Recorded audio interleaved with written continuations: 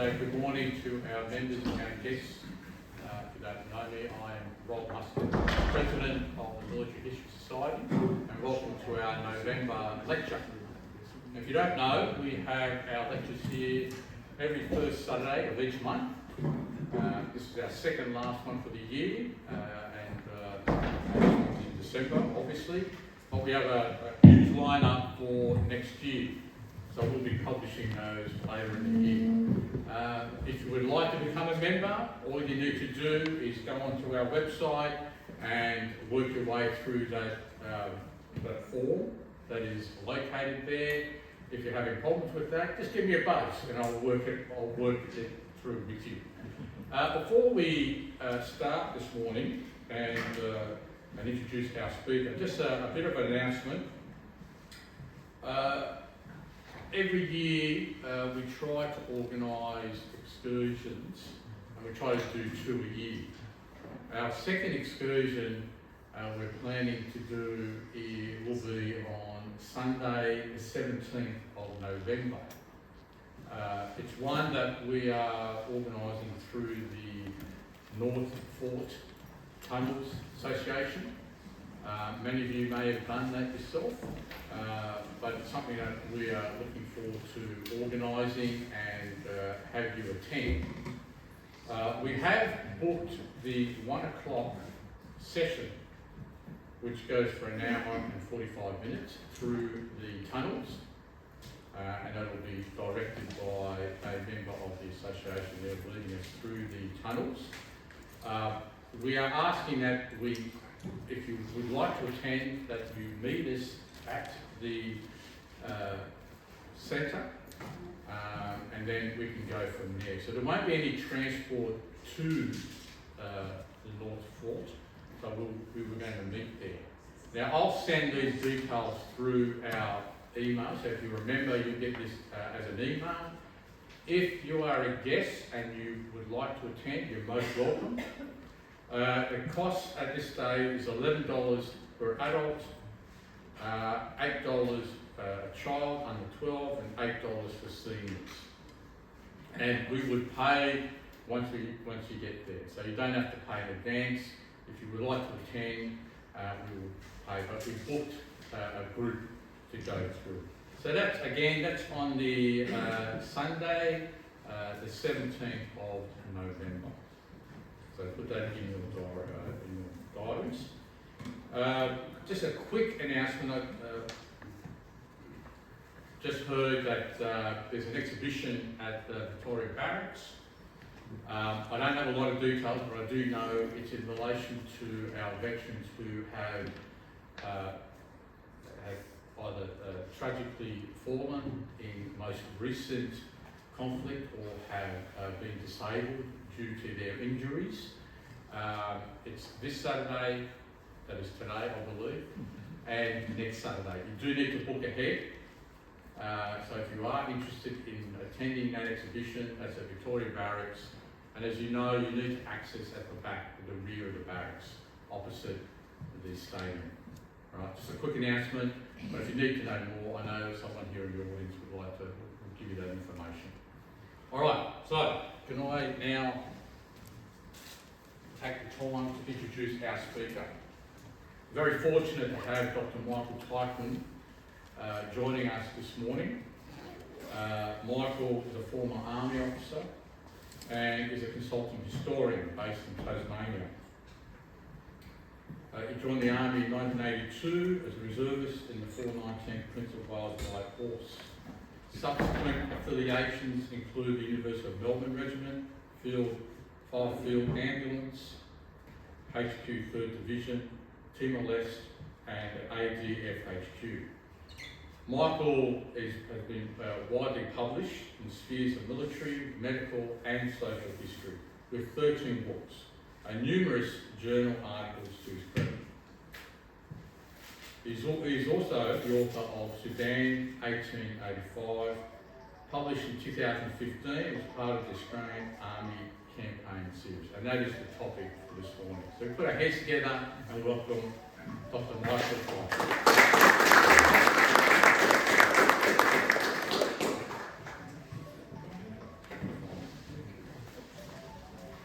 Thank you. Welcome everybody. Thank you for coming on this bleak morning. Why I left sunny Tasmania is beyond me. So, just a couple of things. First of all, many of you here will know that the last 2 decades of the 19th century in the Sudan was a period of great conflict. Very messy, lots of battles over extended periods of time, from really the 1870s right up to 1898, which saw the famous charge on demand, in which Winston Churchill saw his first action. This morning my intention is just to take a slice of that, namely 1885, and then into that insert the New South Wales contingent. So some observations up front before I begin. Firstly, the involvement of Australian colonial troops in the Sudan in 1885 had no effect on the outcome and was by any measure insignificant. Second, it was born of the political opportunism of one man at the time, namely the Premier of New South Wales, Sir William Daley. There is his statue, which ironically is just across from Hyde Park Barracks. That said, our first overseas deployment of Australian colonial troops, noting that over 2,000 Australian volunteers served individually in the Maori Wars, is still worthy of study. The British Army had not fought a sophisticated military opponent since the Crimean War, some 30 years earlier. Then, as now, political considerations were an important factor in defence policy. This was certainly the case when it came to Britain's entanglement in Egypt. As an organisation, the British Army was starting to fall behind developments in Europe. Senior commanders were still chosen on the basis of social position rather than professional competence. It also had yet to adopt some of the more far-reaching reforms undertaken by the Prussian army, particularly the establishment of a general staff.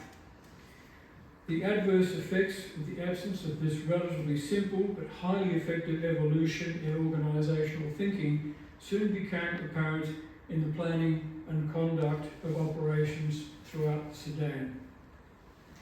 Some of the battles fought by native Sudanese during the overall campaign saw the first defeat of British arms since the Indian Mutiny of 1857-58. The wider campaign was fought intermittently from 1883 to 1898, as I mentioned, but in 1885 it would be the first theatre in which the British Army operated in a dual role. Firstly, to project a force against a capable, highly motivated enemy scattered over a vast, inhospitable area, and you can see the enormous size here. And secondly, to support and protect civilian contractors on a large engineering project, namely the construction of a railway across the desert, and we'll look at this shortly. So from Suakin across to Burma. Now these roles posed challenges to the force commander and his planners, but for the first time, the British field force had a new range of offensive and defensive tools at its disposal. The use of the telegraph and heliograph, enabling faster communications with headquarters and more timely decision-making by senior commanders, steamships, observation balloons, locomotives and steam engines were relatively new industrial applications to warfare. Of course, artillery and other weapons continued to evolve, and there were developments in logistics, with the introduction of tinned rations, portable forges, and in medicine, anaesthesia. The Sudan campaign was very much an engineer's war, in which the erection of fieldworks, resupply, maintenance of communications, and the survey and construction of pipelines and railways were key tactical considerations. Together, they often shaped strategies or imposed their own restrictions on the battle environment. Engineer officers brought to battles and logistic problems a different perspective from their colleagues in the fighting arms. Just before I move on, let me just go back. These folk were known contemporarily as lunatics, for obvious reasons. So let's talk briefly about the political environment in the region at this time. At the start of the last quarter of the 19th century, Egypt was a political and economic basket case. It was part of the crumbling Ottoman Empire under the nominal command of the Sultan of Constantinople. Once rich and stable, its government was now corrupt and had alienated many minority groups. This alienation applied particularly to Egypt's southernmost province, the Sudan. The economic and political situation in Cairo continued to deteriorate through the 1880s, and the underpaid army mutinied. A coup d'etat followed, which led to the Egyptian War of 1882. Britain's interference now in Egypt was a reversal of its traditional methods of indirect rule or hands-off rule in Africa. Part of the complicated political landscape was Egypt's southernmost province of the Sudan, which boiled over in open revolt under a local radical Islamist leader, the Mahdi, who was calling for jihad, and the instability this revolt caused led to another financial crisis in Egypt in 1884. An Islamist state since the 14th century, the Sudan had been a source of slaves for hundreds of years, and all the senior leaders of the uprising had a vested interest in the slave trade, which was very lucrative from their point of view. Since 1820, this massive but wild and unruly region of more than 25 million square kilometres had been ruled from Cairo over 2,000 kilometres away. But its administration, as I noted, was now corrupt as it was inefficient. Its capital, Khartoum, I'm not sure why this is not working, can you see there?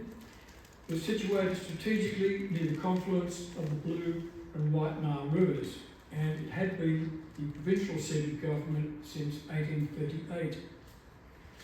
The Egyptian government tried to control the province through garrisons in small forts scattered across the region. But from early 1880s, forces loyal to the Mahdi overran most of the forts in what was not only a jihad, but also a revolt against corrupt central rule from Cairo. Colonel Charles Gordon, a British Army officer who had previously served as governor of Khartoum from 1874 to 1879, returned to the Sudan in 1884, but directly disobeyed orders by not evacuating local garrisons there while inflaming the situation by challenging the Mahdi. So who was this man and who were his followers? He was a self-styled but charismatic prophet, a Nile boat builder and religious fanatic named Muhammad Ahmad, who proclaimed himself the Mahdi or the Guided One.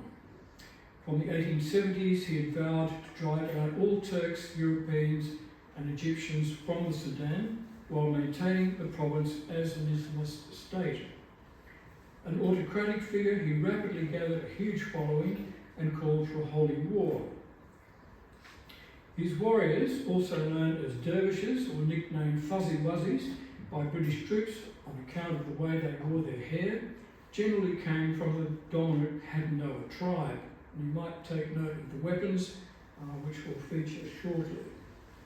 And I suspect that the vest on the gentleman on the left was taken from a British soldier.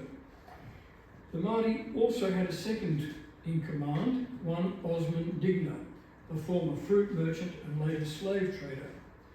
Their forces were usually armed with traditional weapons, as we've seen, swords and spears, but some had recently acquired breech-loading rifles, which they'd captured on the field. A few were deserters too from the Egyptian army. As the rebellion grew, captured Egyptian artillery and a few gunners added to their firepower.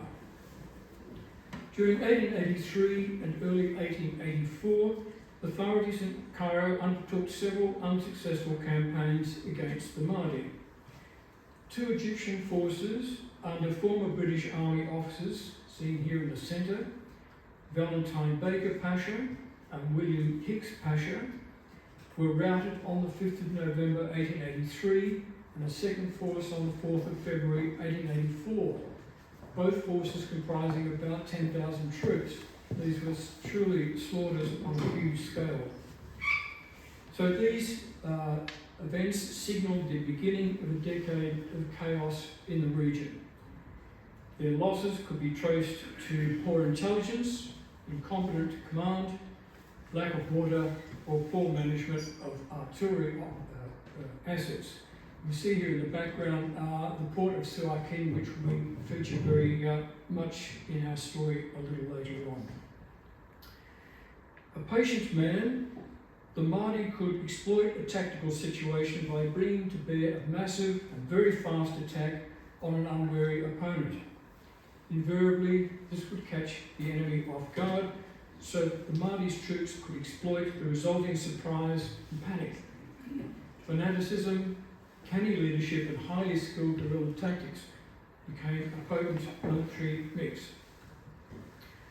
The Haudenosaunee preferred guerrilla tactics, using long-range rifle fire from cover, if rifles were available, or close hand-to-hand combat with traditional weapons if they were not. These warriors were fast and ferocious and masters of stealth and camouflage. Their ability to use ground and to take advantage of the dark or smoke from burning scrub enabled them to mass undetected to within metres of a camp perimeter. Across the Sudan, mounted tribesmen were responsible for reconnaissance, harassing lines of communications, and later for disrupting railway construction. Unless mounted, Mahdists often left battle or skirmish slowly and in good order. More than once, British commanders misinterpreted this movement as a retreat, with disastrous consequences for pursuing cavalry units. A favourite tactic was to lie on the ground while a cavalryman rode past, then hamstring the horse and bring down its rider. Another tactic was to bring overwhelming force to bear on a corner of the traditional British square and then wedge it open, allowing mass tribesmen to flow into and widen the gap.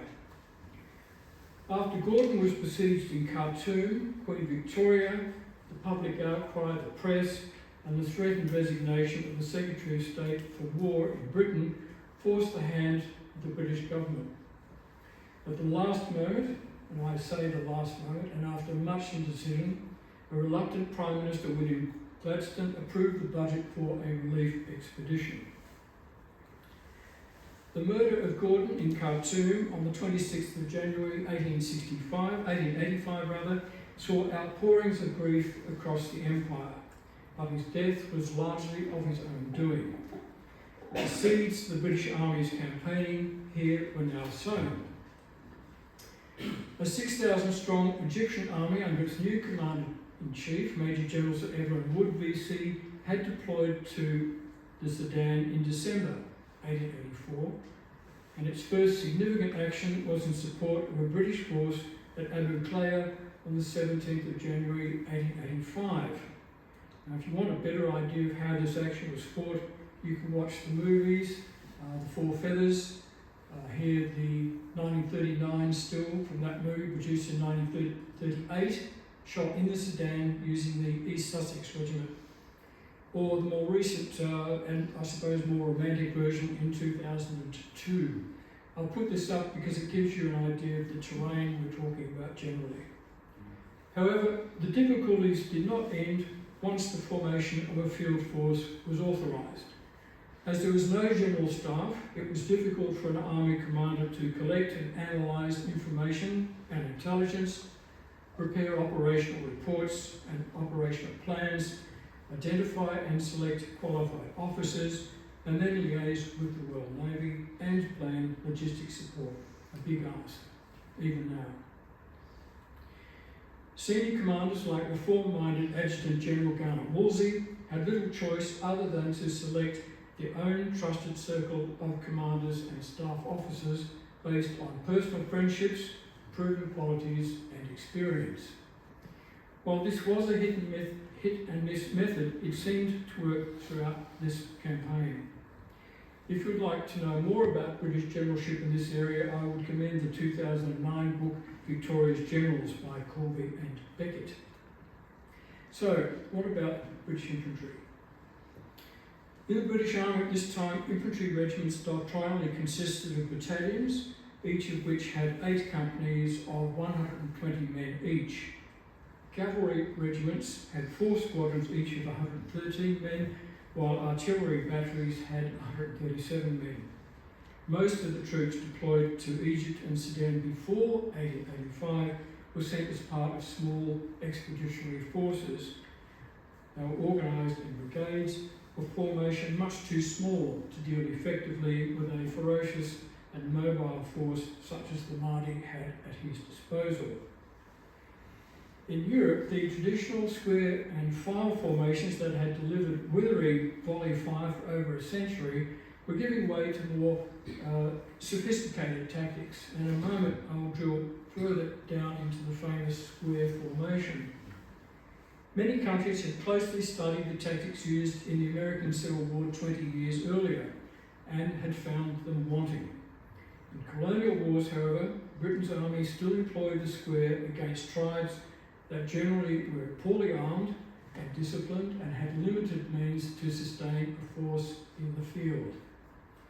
There was nothing especially sophisticated about operations in Egypt and the Sudan, and almost all infantry formations were carried out in tight traditional formations, either the square or, as we saw in the movie still, a line.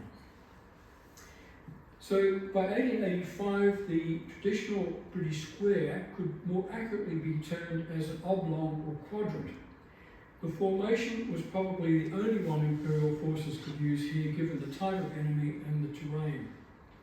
If time allowed, commanders would try to organise their force into 2 echelons, which would enable mutually supporting fire from each to cover the flanks of the other. If available, artillery or Gatling or Gardner guns were placed in the corner of these squares. However, this came at risks, as these weapons were liable to be rushed by the enemy, and not frequently when we're talking about Gardner guns, they were prone to jam.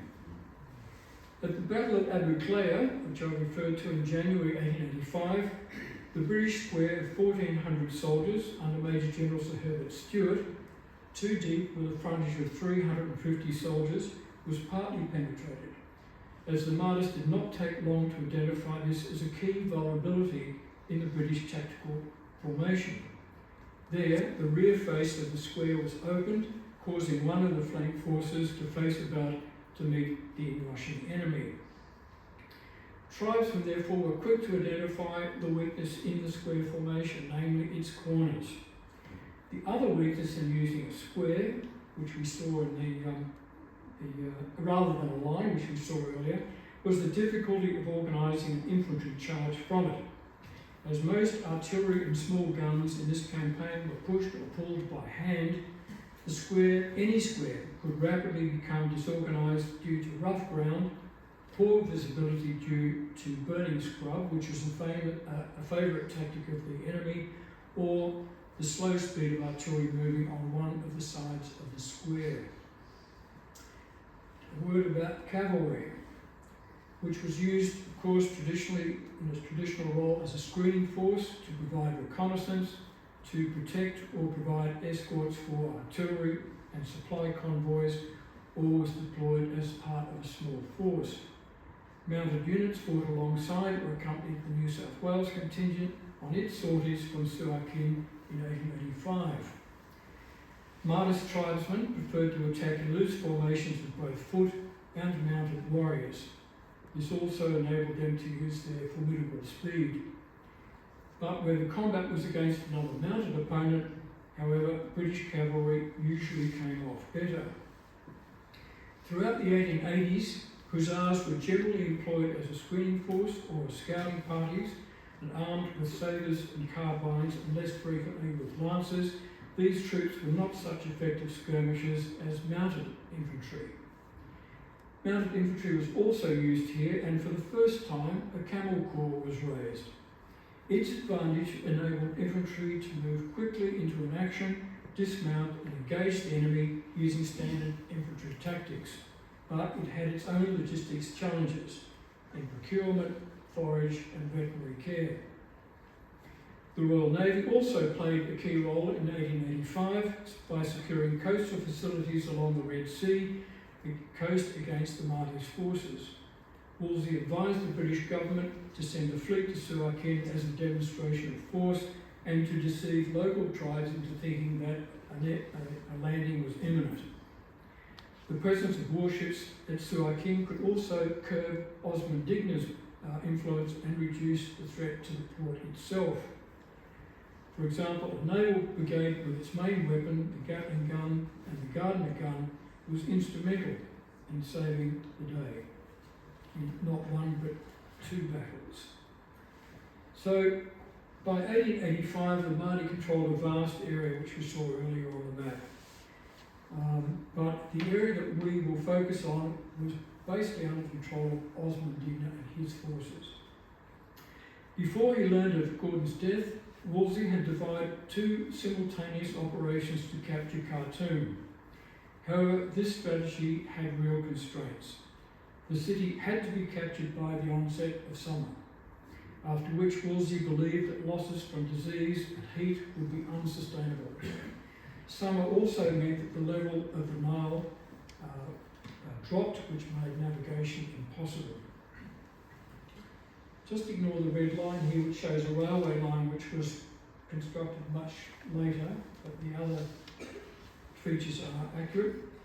In the first of these operations, the objective was to be reached by a very long route south, largely along the Nile. So you can see from here all the way down, a lot of cataracts en route, a long, long distance. Now this had the advantage, however, that the attacking force could use the river for transport and use water for drinking. However, a risk was navigability and the need to secure both sides of the Nile against enemy riflemen. Therefore, Wolsey devised a plan which used both a river column and a desert column, which he deployed. So Wolsey was the senior commander coordinating the overall advance. The river column was commanded by Major General William Earl, while the desert column was commanded by Major General Sir Herbert Stewart, both of whom became fatalities not long after. The second operation used a considerably shorter route west from the port of Suakin across to Berber. Now, Suakin was now supported by a well-supplied base defended by the Navy. The route was bisected by the town of Berber, however, which was still in enemy hands, and also had to cross largely waterless terrain dominated by Osman Digna's forces. General Graham VC commanded this expedition, which would include the newly arrived New South Wales contingent. After the fall of Khartoum, Wolsey, struggling with obtaining camels and navigation issues on the Nile, advised his government of a new plan. He would try to seize Berber by a combined movement of the desert and river columns, but for the present he had to withdraw and regroup. The treacherous cataracts along the Nile, whose waters were then falling, had taken a heavy toll on his boats, and his troops were almost barefoot. His desert column was losing hundreds of camels a day.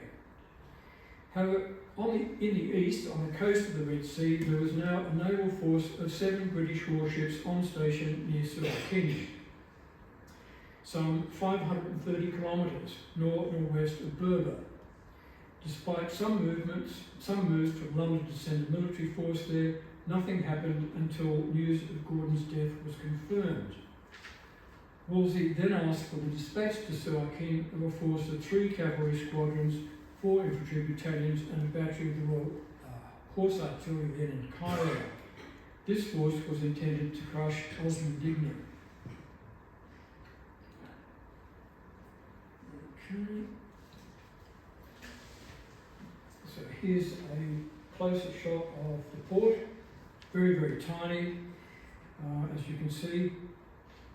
So on the 10th of February, the Secretary of State for War proposed to Wolseley the construction of a railway from Suakin to Berber. The government suggested that as he might not be able to supply his force during the summer from the countryside or by the Nile route, such a railway could bring up heavy artillery, water and dismantled steamers to Berber, preparatory to Wolseley's assault on Khartoum.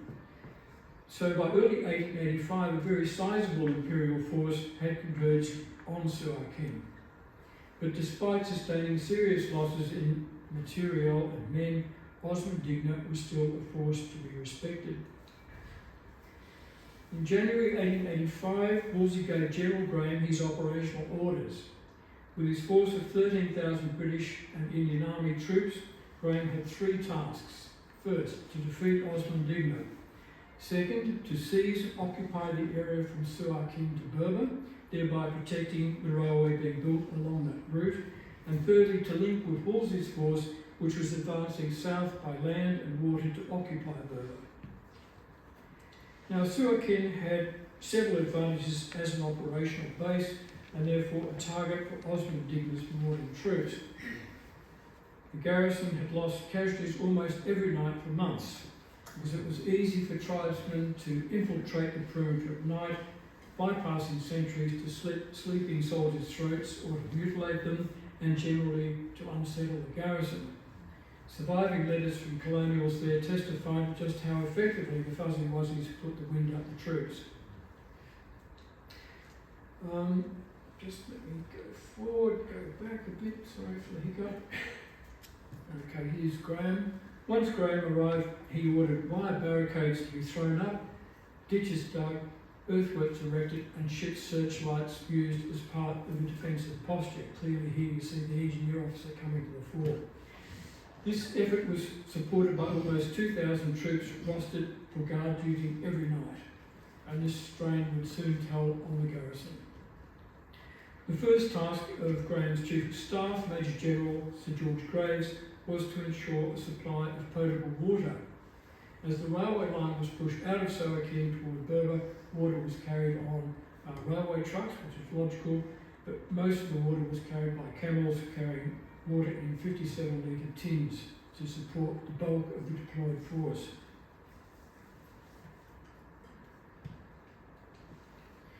Anchored just off Suakin were three fully staffed and equipped hospital ships, the Ganges, the Balemba and the Zarovich, for British and Indian Army troops. These were quite advanced at the time, staffed by female nurses, primitive air conditioning aboard and ice-making facilities. Patients arrived alongside by steam launch, and seriously wounded or ill personnel were hoisted aboard using a swing cot. As I've noted,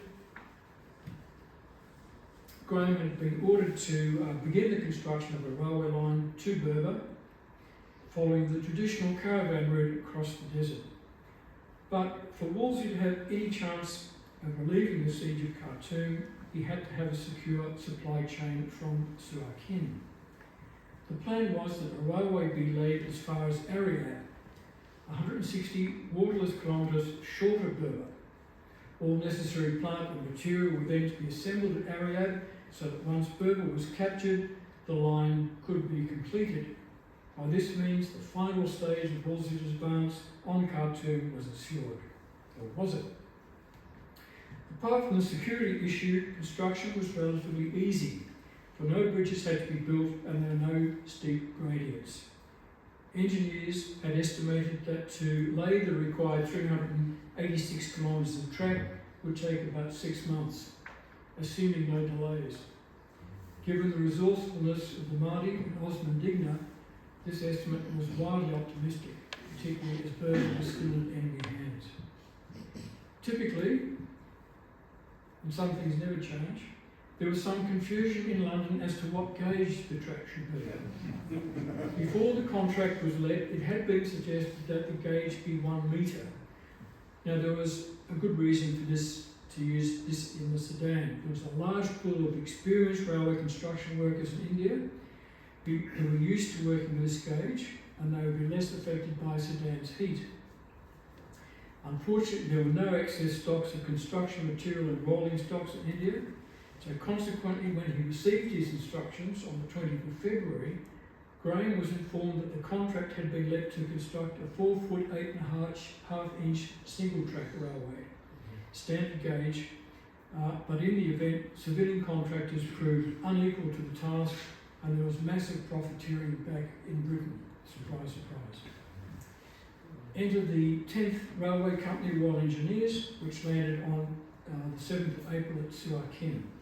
Under its commander, Major William Rathbone, it was responsible for survey work and for marking out the track, and I'm missing a slide, just bear with me. So, let's zero in now on the small force deployed to the Sudan in 1885 by the government of the colony of New South Wales. As I've noted, the news of the death of Gordon in Khartoum reached Australia on the 6th of February 1885. As I have noted, it created an enormous and unprecedented outpouring of imperial fervour and cries for revenge. William Daley was acting Premier of New South Wales at this time and was a staunch imperialist and, in the best tradition of New South Wales politics, a political opportunist. He wasted no time in making a public show of support for British efforts to avenge the death of Gordon, and on Thursday the 17th of February called in his senior officers in the local defence forces to brief him on the readiness and capacity of their organisation to deploy. Legally, the New South Wales government was not entitled to make any offer of troops, as it could not enlist any soldier for overseas service. This meant that retrospective legislation had to be introduced to its Parliament on the 17th of March, 2 full weeks after the contingent sailed. Daley had not waited for the Parliament to convene to approve the force formally, fearing that he would be outbid by one of the other Australian colonies. In the event, Britain declined offers from South Australia, Queensland and Victoria, which offered 3 gunboats, mainly because of imperial red tape. But the legality of the New South Wales deployment was questionable. Now, it's difficult for me in a short presentation to just describe how intense interstate or intercolonial rivalry was at this time. The colonies, the Australian colonies, loathed each other. If you think the animosity between the football codes is harsh, it's got nothing on this. So, unfortunately, the contingent had no clear mission until it reached its destination, where it was to protect the gangs working on the construction of the Suakin-Berber Railway. The British government did not share the colonial government's enthusiasm, as the force was an unknown quantity and could prove to be a real liability in the field. You could imagine the reaction here if there'd been another slaughter on the scale of Hicks Pasha or Baker Pasha. As it happened, when they did take the field, the contingent was chaperoned by the Guards Brigade. However, there were risks for the Imperial government if it did not accept Daley's offer. First, it would provide ammunition for those in the Australian colonies who, if not anti-British, sought more autonomy from London. Second, it would send a negative message to the British public that having delayed so long in a rescue attempt, it was now writing off Gordon. Despite misgivings on the part of the Secretary of State for War, Lord Huntington, the New South Wales offer was grudgingly accepted, but with the caveat that the force would have to come under the control and command of senior British officers, and so it would be virtually until World War II. The result of the overall arrangements was that 1, not 2 batteries of artillery would deploy from Sydney.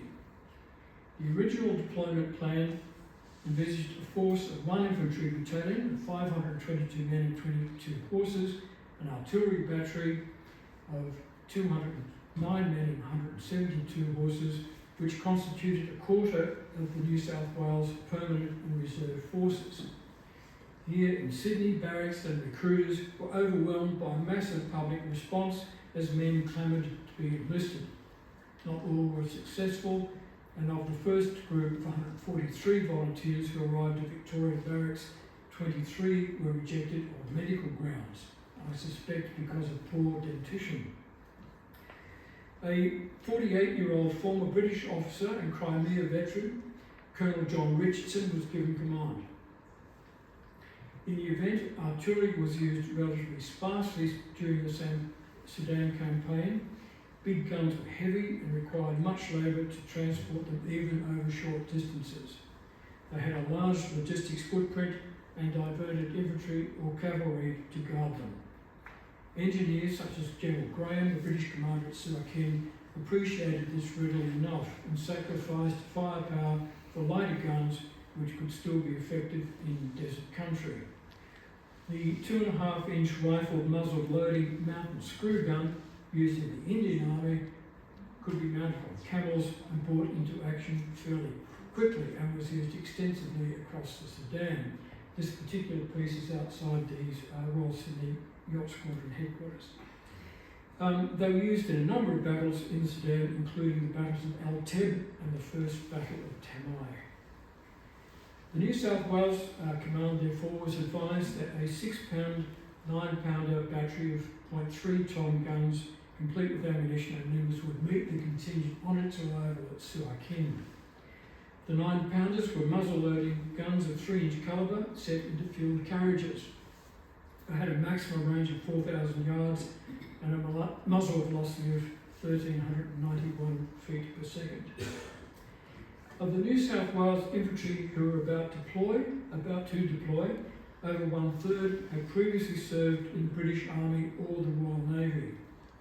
As with Australian units sent to South Africa in 1898 and in both world wars, there was a broad economic and social mix. Professional men, tradesmen, policemen, clerks, people wanting to escape the divorce courts or the police. Most of the men were what we would now term reservists and had belonged to the New South Wales Volunteers. The youngest member was 14, the oldest 57. They had an average age of 26 and over 80% were single. Just over half of them had been born in Australia, and it was an all-male force. Several women nurses had volunteered in Sydney to deploy as nurses, but their services were refused. And the same would happen in early 1914 until common sense prevailed. The British War Office paid most of the expenses of the contingent, and the colony's citizens showered it with gifts and supplies. More alcohol left these shores on that day than probably has ever been exported from the country since then. The contingent left Sydney to a huge send-off on the 3rd of March 1885 on the troop ship Iberia. So, the contingent arrives. The Iberia dropped anchor off Suakin on Sunday the 29th of March, and the Australasian followed 3 days later with the artillery aboard. This is typical of the time, a highly romanticised picture. They did wear red on arrival, but rapidly changed to khaki. Its artillery remained in Suakin as part of the Ports Protection Force, while its infantry accompanied General Graham's advance west to Tamai, Osman Digna's base. It was part of a much larger force, which included the Royal Marines and the Coldstream Guards. By 4th of April, the bulk of the force had returned to Suakin from their little march across the desert, and the New South Wales contingent to a camp near a redoubt built to protect the start of the railway. So, this is the view from Suakin looking west toward Berber, across and around the hills. You see the sort of terrain. Now, the reason I've put the highlight there is here's the photograph of that particular feature. But for me, one of the most fascinating aspects of this theatre of operations was its relatively small size in terms of area.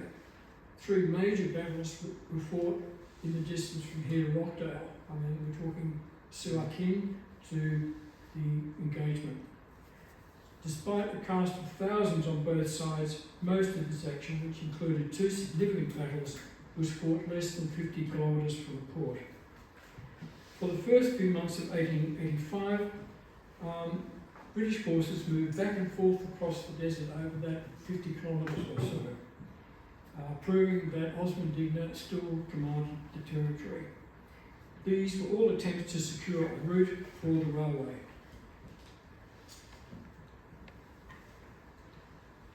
Here's a shot, and there's a bigger photo of this in the display across the way, of the New South Wales artillery with its British guns exercising in the field. 2 gentlemen there, might not be obvious to you, one there and one here, using a new innovation called the mushroom hat, which was thought to prevent heat stroke. So, as we've seen, General Sir Gerald Graham's brief was to advance west from Suakin to push a railway line to Berber as a prelude towards his capture of Khartoum. The biggest physical challenge to the force was environmental. Oases and deep wells were far and few between and usually poisoned by the enemy or situated in hostile territory. Watering large numbers of animals posed significant logistical challenges for any force. To achieve his first objective, Graham would have to make 2 sorties, one to Tamai, which, as I've said, was Osman Digna's base, and after returning to Suakin, another north along the line of the railway. The Mahdists occupied Hashim, which was situated in thick scrub about 11 kilometres west of Suakin. This position threatened Graham's right flank during any advance on Tamai. He therefore determined to capture the village. Now, if you would indulge me, if you would just take note of a couple of features. Here's the high feature Dilibat, and over here Beehive Hill. This is a contemporary map. The next slide will be shot from here with the view up this way. So after a cavalry reconnaissance on the 19th of March reported the place deserted, Graham deployed a force there the following day to secure a 138-metre high feature, which they called Zariba Hill, with an infantry battalion and 2 artillery pieces. To escort these troops and prevent any repetition of the disasters that had occurred in this area the year before, Graham deployed a huge force. So, in the time remaining, I'll just mention one major engagement, which was the Battle of Tafrek. As Tamai was 22 kilometres to the southwest of Suakin, it was believed the distance was too great to be travelled in one day. So Graham's next move was to establish a logistics base midway between Suakin and Tamai at Keats-Rain. This would extend the reach of his force and help to meet the constant demand for huge quantities of water. One of Graham's brigade commanders, McNeill, was tasked to undertake this operation. At dawn on the 22nd of March, McNeill left Suakin with a massive convoy of over 1,500 pack animals, mainly camels, and a strong infantry escort. The force, screened by a cavalry squadron, advanced in 2 squares: transport, food, water and ammunition at one, and the infantry in the other, and again crossed fairly rugged terrain. So, while McNeill's force advanced toward Tamai, the field telegraph wagon and signallers moving with him unrolled the telegraph wire and covered it with loose sand, enabling it to maintain constant communication with Graham in Suakin. McNeill had to order a halt at Tafrek, just 8 kilometres from Suakin, here to Wabda, not far, to allow his force to reorganise. Work was immediately started on constructing 3 zaribas, one to hold 2,000 camels and 2 flanking zaribas, each capable of sheltering 1 battalion. The Berkshire Regiment, a naval detachment of 4 Gardner guns, a company of engineers and a battalion of Royal Marines were to remain there while the Indian Brigade marched back to Suakin. From there, Graham wired McNeill to push on for a further 10 kilometres, then to encamp. Troops set about cutting down Mimosa and digging a shallow firing trench around the perimeters of the Zareba, which was constructed in a series of 3 joining boxes. The British defences were fairly robust, although one weakness was the lack of cavalry, even though largely unemployed and underutilised mounted infantry had been left in Suakin. As well, accurate intelligence reports of the Marlists massing to attack McNeill as he advanced were either ignored or not passed on to him.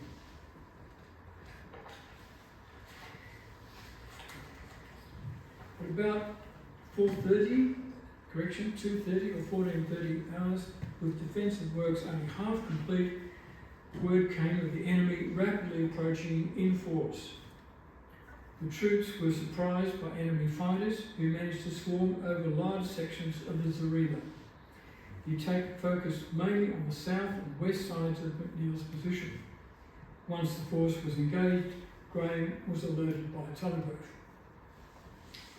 Native camel drivers were hacked to death as they attempted to flee to Suakin, and the Marlists wrought havoc before they were finally beaten off, with McNeill's force losing 10 officers and 117 other ranks killed and 179 killed from other ranks. All missing, all wounded. There were also over 176 casualties among the contracted labourers, while between 500 and 900 irreplaceable camels were destroyed, many caught in crossfire. The fight, which lasted only 2 hours, could easily have developed into a rout, but for disciplined volley fire and the enemy calling off further attacks. Estimates of enemy casualties were about 1,500, or about a third of the attacking force. Graham arrived on the scene of this slaughter at noon on the 23rd of March with 3 battalions of the Guards and a convoy of 1,200 camels. Several hours were spent burying corpses and destroying dying animals, leaving the Coldstream Guards and the Scots Guards with McNeill. Graham returned to Suakin with the transport and wounded animals that afternoon. On the next day, another convoy proceeded to the same site and was attacked along the way. A third water convoy set out on the following day and did reach McNeill's Zareba safely without meeting any opposition, probably because it had a substantial escort of over 2,000 troops. Another convoy under Graham himself set out on the 26th of March, but it was attacked only 4 kilometres from Suakin, after which there was sporadic fighting. But by the end of the month, McNeill's Zareba was fully protected and had the required amount of food, forage and water stored on site. Now this meant that additional supplies could be transported further west, and Graham used this Zareba to launch his attack on Tamai on the 3rd of April. But the action at what became known as McNeill's Zareba was the last time the Marlists in this region were engaged in large numbers. On the 26th of March, it was Tofrek's turn to be resupplied by a convoy, now escorted by almost every available soldier in Suakin. Because of its size and its slow progress, Osman Digna would have had no difficulty knowing of its whereabouts. The cavalry in the escort were the first to be engaged shortly after 0800. Then, almost an hour later, Graham and the remainder of the escort found themselves in an intense fight.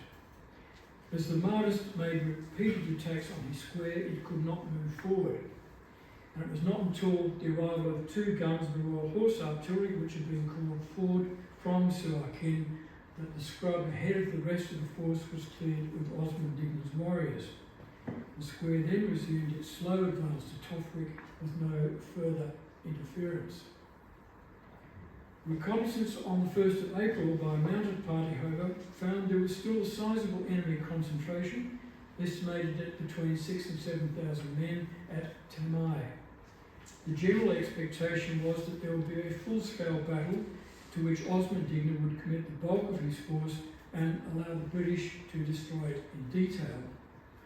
After a series of postponements, Graham commenced his long-awaited advance into Osman Digna's territory on the 2nd of April.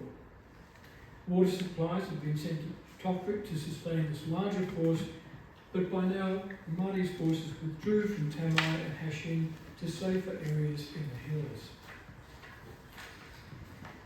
At 0300 on the 2nd of April, Graham's force of over almost 9,000 men marched out of Suakin. Outside Suakin, the formation was joined by the cavalry brigade and the artillery. Then, only 5 kilometres from McNeil's River, scouts reported large numbers of Mahdists. However, Graham continued to advance until he got within 7 kilometres north of Tamai and seized it with a reconnaissance party. This group was equipped with a heliograph and could communicate both with Graham's force and with Suakin, some 40 kilometres away. The joy of bright sunshine. Advancing in a rectangular formation, the rest of the force reached McNeil's River at about 08:30 and they bivouacked. Osman Digna again had ample warning of his advance and basically vanished into the hills. Eventually, the railway reached Oteo, only 32 kilometres from Suakin on the 30th of April. And this was as far as it got. It sounds like public construction work in Victoria. Members of the New South Wales contingent deployed the following week to accompany the advance to Handu, then Tambuk, and finally here, which they reached on the 30th of April. There was very little fighting on the way, although 2 colonials were wounded. Elements of the New South Wales artillery underwent intensive training drills at Handu, but it was all for nothing. As in London, the government decided to pull out entirely. The New South Wales contingent and the remaining elements of the Guards Brigade embarked from Suakin on the 17th of May 1885. Now, the War Office had been spooked by the sudden appearance in Afghanistan of large numbers of Russian troops. There was a literal panic in London. On the 9th of April, Gladstone announced the incursion in Parliament and called out all army reservists in Britain. A week later, Wolseley received word that an announcement of complete British withdrawal from Sudan was imminent. The statement was made in London on the 21st of April and became known in Suakin the following day. The cost of the railway laid and later removed, including a pipeline and water supply, was over £3.3 billion, a staggering cost at that time, and we estimate now the cost was just under £500 million sterling. Wolseley left Suakin for the last time on the 19th of May, some 2 weeks after the New South Welshmen had left. For the colonials, their homecoming was a bleak affair as they marched up Oxford Street in pouring rain, with only the curious really out to welcome them home. To summarise, the contingent deployed with almost no training. It had a relatively large artillery component which saw little action and gained virtually no battle or field experience and was almost entirely untested as a combat force. It had no influence on the outcome of either tactical or strategic operations around Suakin. The last known member of the New South Wales contingent to the Sudan died in 1963. If you would like to learn something more about this unique campaign, please consult my book. Thank you for your patience.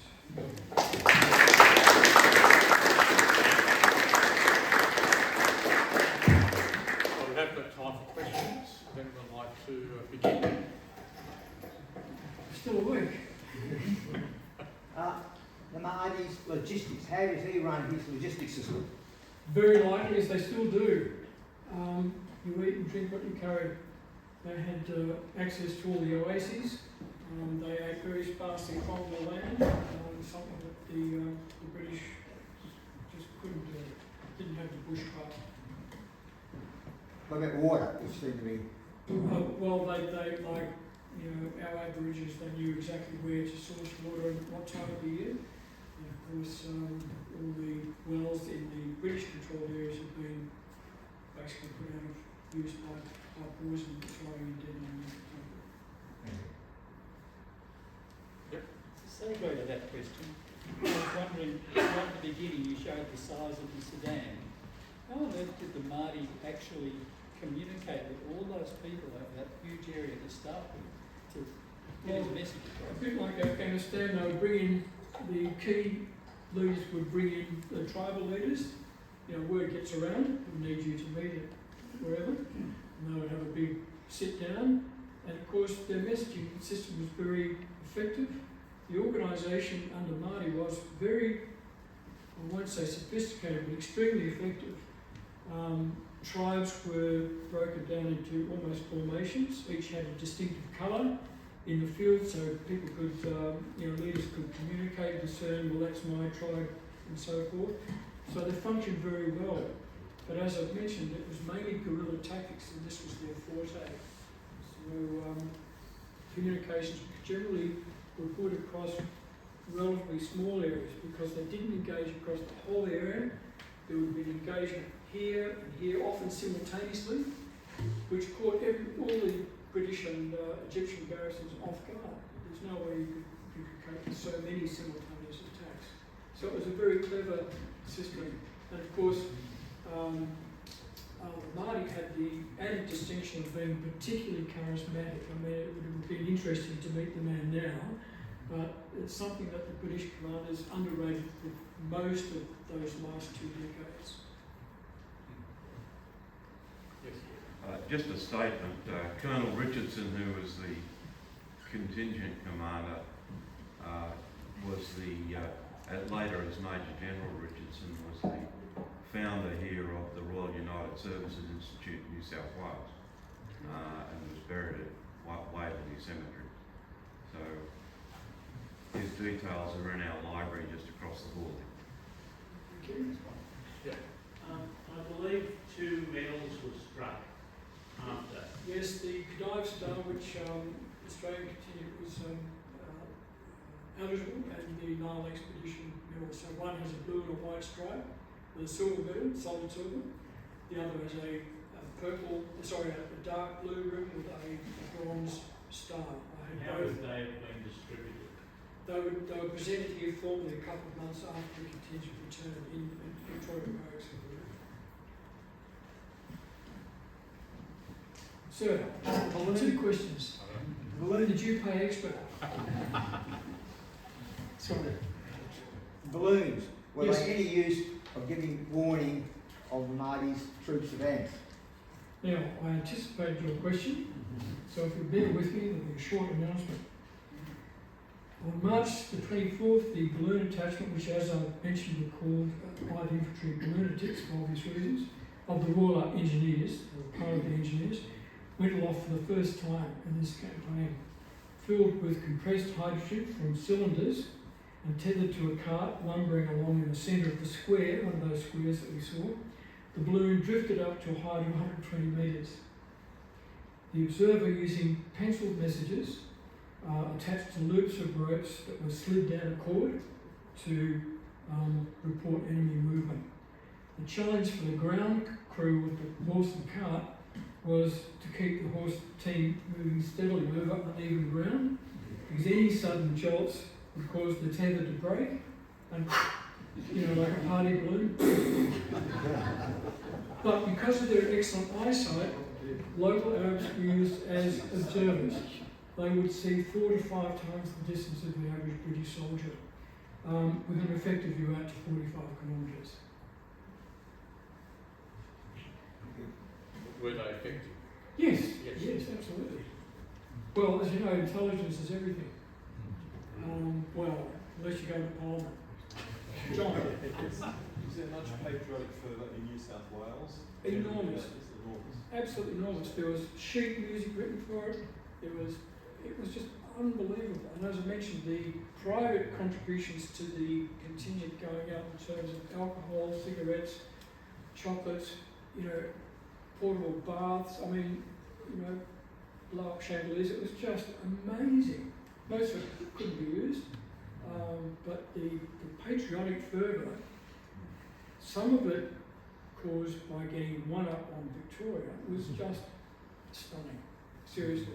And not just in Sydney, but across the colony of New South Wales. That was for the send-off, For the send-off. not so much the return. Nothing changes, does it? So I'm just curious, did that further then have a direct impact on our involvement in the war, for example? No, it fizzled. You know, nothing's heard, there were no great battles, so, boring. Okay, so Yeah, there's a bit like no Tet War. connection. So, Yeah, I'm thinking about these guys with swords and things taking on the Guards Brigade. Was it mostly night fighting with actually when they would attack? Because they wouldn't go in the middle of the day, surely. they did because they would set fire to the scrub. You saw in the very first slide, just let me bring that up again if I can. Rob, you can do this, you're the expert. First slide. The first So what they would do, they would set fire to the mimosa. That one. So you see, thank you. You see all this bushy stuff around here. Now, the British troops would usually gather this around to form part of a defensive perimeter. So what the dervishes would do would set fire to the thing, which burnt ferociously, but burnt with a thick black smoke. So add this to artillery rifle firing was chaos. So I understand your question, but not many attacks were done but at night, apart from that around Sudan. A lot of the attacks were done in broad daylight because the smoke was just horrendous. Just let me click on a few if I can find that artist's rendition of Do we have any idea of the casualties of the Mahdi's forces, percentage-wise? well, they take their carriages with them. So can you see there, that sort of gives you an idea of the smoke and the chaos. Really thick stuff, and the dervishes were absolute masters at using terrain, not only for cover and concealment, but as a weapon. Yeah, sorry, but I don't have casualties. No, None were I kept at wouldn't the think time, so. No. and I think they got off fairly lightly.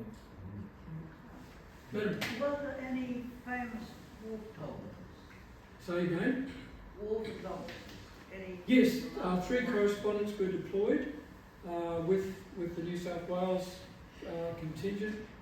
Wrote back telegraphed regular reports back to Australia and elsewhere.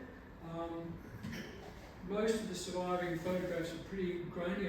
You've seen a couple there, not particularly good, but trying to take a photo in the heat and the dust would pose its own challenges, I think. There were artists alongside, as you've seen, who painted that from a sketch. So, yeah, there were, but it's not the media like today. But nothing as famous as the American Oh, one. no. British weren't interested. Sydney commanders, as they were right through to now, were loath to take any media on, particularly at that time. The same in South Africa. Kitchener particularly just didn't want them. They were in buggers. And they sneakily reported the truth back to places that shouldn't hear it. So, a lot of animosity between war correspondents in the early days until commanders could see their PR value. Well, we might just end the questions there. Could we put our hands together and thank Michael?